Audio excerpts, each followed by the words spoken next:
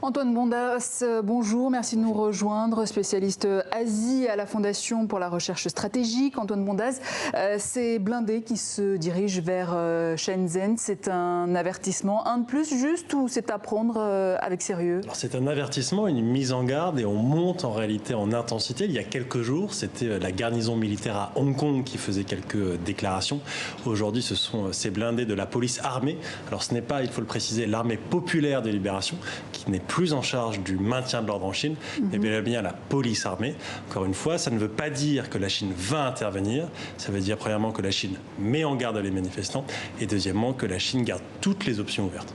Mais est-ce que c'est possible quand même une intervention de la Chine au vu du contexte qu'on a vu depuis plus de 2 mois déjà maintenant? On ne peut pas exclure à ce terme une escalade qui nécessiterait, entre guillemets, de la part de Pékin une intervention si et seulement si les intérêts vraiment de Pékin sont menacés. Et ce qui est considéré comme une ligne rouge aujourd'hui à Pékin, c'est l'unité du territoire. Ce qui est inquiétant, c'est justement la rhétorique utilisée par Pékin depuis quelques jours lorsque les autorités parlent de séparatisme, parle aujourd'hui de terrorisme, puisque cela permet de légitimer potentiellement une intervention dans les jours qui viennent. Est-ce que ce ne serait pas risqué pour l'image de Pékin? Du coup, on n'oublie pas évidemment les images de Tiananmen en 1989. Alors bien sûr, le coût en termes d'image internationale serait extrêmement important pour la Chine. Ça va rentrer dans l'équation de prise de décision des dirigeants à Pékin. Mais encore une fois, si le Parti communiste chinois et le leadership à Pékin considèrent que l'unité du pays est menacée et surtout qu'il y a un risque de remise en cause de l'autorité de Pékin,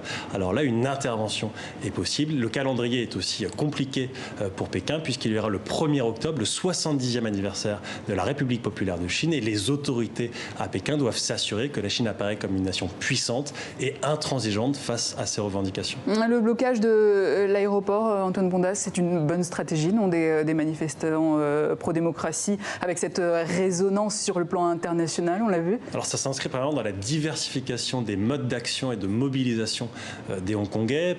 Premièrement, les manifestations se faisaient sur l'île centrale. Petit à petit, elles se sont faites sur l'ensemble du territoire de Hong Kong. Ensuite, l'ensemble des classes sociales ont été mobilisées, y compris les fonctionnaires. Désormais, c'est l'aéroport de Hong Kong qui est un symbole et qui est un message en réalité envoyé au reste du monde. Et l'objectif des manifestants, c'est d'obtenir un soutien partiel de certains pays. Et on voit notamment des voix aux États-Unis, des hommes politiques et des femmes politiques, notamment Nancy Pelosi il y a quelques heures, qui ont pris fait et cause pour soutenir non pas les manifestants directement, mais soutenir leurs demandes, notamment pour plus de démocratie. Ce qui veut dire que c'est maintenant ou jamais pour les manifestants hongkongais?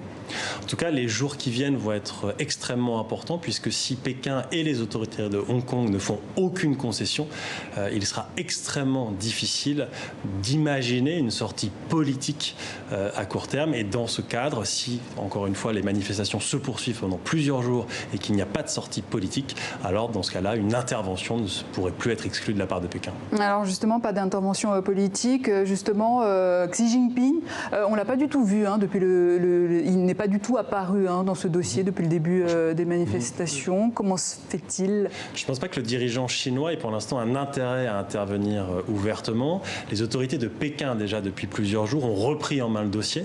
Le bureau des affaires de Hong Kong et de Macao, qui ne s'était jamais prononcé depuis 1997, a fait 3 conférences de presse en 2 semaines. Si Xi Jinping s'expose et prend position, alors le risque, c'est que s'il n'y a pas de sortie politique, encore une fois, face à la crise, son autorité puisse être remise en question. Il n'a donc aucun intérêt pour l'instant à apparaître comme en première ligne. Donc c'est une stratégie également de Xi Jinping pour le moment. C'est une stratégie extrêmement claire pour l'instant de la Chine, de pourrissement de la situation, de mise en garde et puis aussi de soutien continu et permanent aux autorités de Hong Kong pour que celles-ci gèrent à court terme la situation. Un chemin sans retour, c'est la dernière menace en date brandie par la chef de l'exécutif Carrie Lam.